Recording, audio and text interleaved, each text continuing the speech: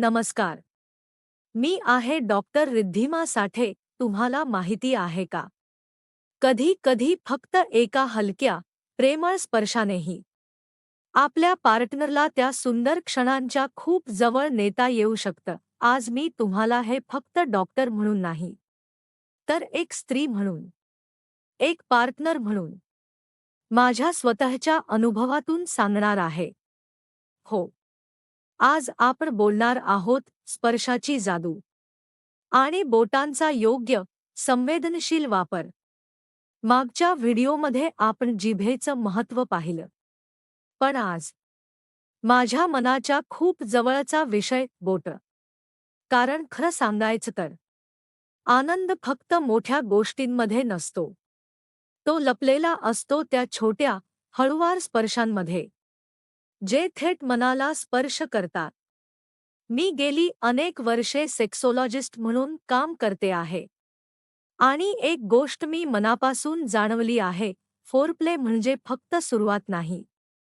तो संपूर्ण अनुभवाची आत्मा असतो.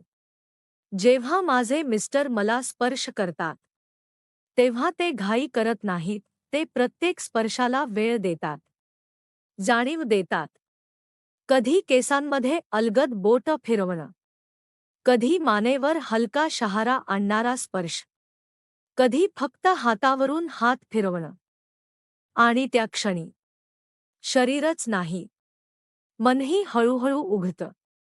असं वाटतं, जणू वेळ थांबली आहे आणि फक्त तो स्पर्श आणि ती भावना उरली आहे. आता पुरुषांबद्दल बोलायचं झालं तर महिलांनीही त्यांच्यासाठी हे क्षण तितकेच खास बनवू शकतात.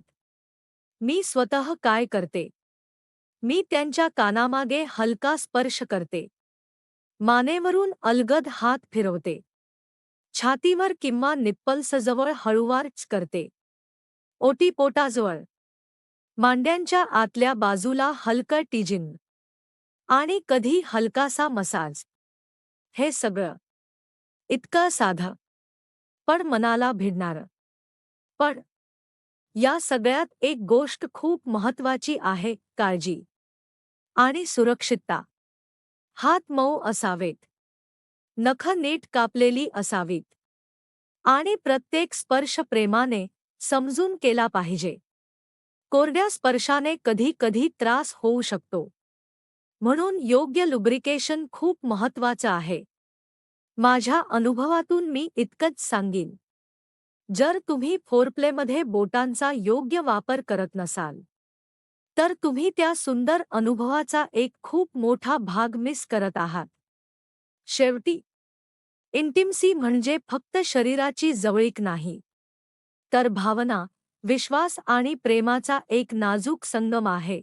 जर तुम्ही या चॅनलवर नवीन असाल, तर नक्की सबस्क्राईब करा आणि हा व्हिडिओ तुमच्या पार्टनरसह जरूर पहा. कारण काही गोष्टी एकत्र अनुभवण्यातच खरी जादू असते. भेटूया पुढच्या व्हिडिओमध्ये. तोपर्यंत स्वतःची आणि आपल्या नात्याची काळजी घ्या.